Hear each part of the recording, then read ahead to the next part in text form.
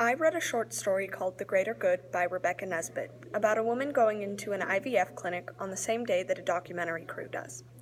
During the course of the story, the reader is pulled in by the main character and her inner conflict during the process. Her voice is rich.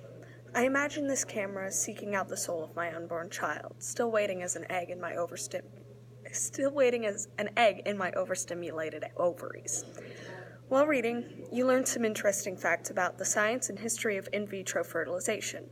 For instance, the first baby born from IVF was Louise Brown in 1978, and the testing necessary for the process to be developed would be considered illegal and unethical today.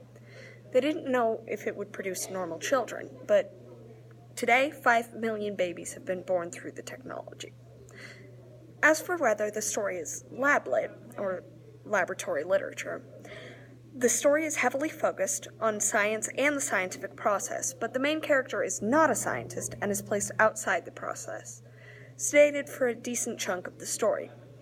It's not so much that I can't see the nurses preparing to suck the eggs from my ovaries. It's more that I can't summon the willpower to care. This sedation and apathy places her outside the action, but she's still affected by the action and perceives it, and is the reader's vehicle to the science. However fuzzy the line between lab-lit and other genres happens to be, I think that The Greater Good sits within that fuzzy line, as lab-lit.